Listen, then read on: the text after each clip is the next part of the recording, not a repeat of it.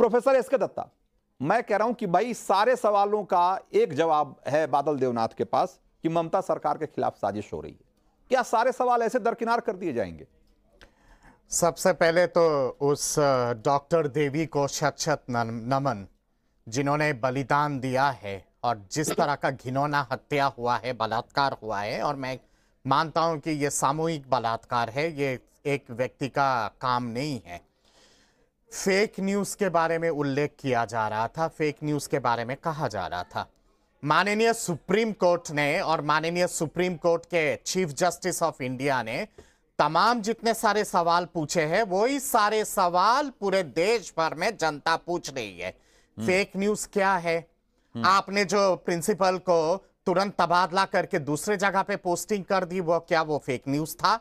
आपने जो आरजीकर हॉस्पिटल के सामने लाठीचार्ज करने की कोशिश की और लाठीचार्ज किए, क्या वो फेक न्यूज़ था? ये माननीय सुप्रीम कोर्ट ने पूछा है।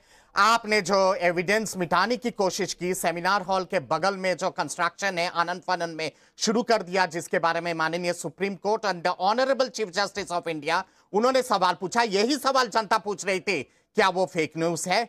इसके साथ साथ ये भी सवाल आता है कि आप जिस तरह से पुलिस जिस तरह से मुख्य दर्शक होकर बैठी रही और माननीय supreme court and the chief justice of the honourable supreme court उन्होंने पूछा, क्या पुलिस को पता नहीं था कि 7,000 की भीड़ आ रही है, रोक क्यों नहीं पाया? क्या वो फेक न्यूज़ था? माननीय सुप्रीम कोर्ट ने यह भी पूछा कि किस आधार पे आप जो लोग साइलेंट वे में प्रोसेशन कर रहे उनके ऊपर लाठीचार्ज किस हिसाब से कर रहे हैं, और ये तमाम चीजें तत्काल बंद होना चाहिए। मोहन बागान और ईस्ट बंगाल के तमाम जितने सारे समर्थक हैं उनके ऊपर जिस हिसाब से सॉल्ट लेक पे लाठीचार्ज किया गया है, क्या वो फेक न्यूज़ है? क्या वो फेक न्यूज़ है?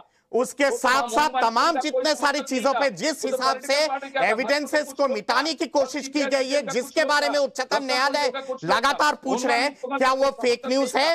माननीय सुप्रीम कोर्ट ने जो कहा है कि 24 तारीख तक सारा तमाम जितने सारे अभी तक जितने सारे खुलासा हुए हैं वो सुप्रीम कोर्ट के प्रांगण में 24 तारीख तक बंगाल सरकार को और सीबीआई को रखना चाहिए। क्या वो फेक न्यूज़ है? फेक न्यूज़ है क्या चीज, ये मैं जानना चाहता हूँ। और फेक न्यूज़ है क्या?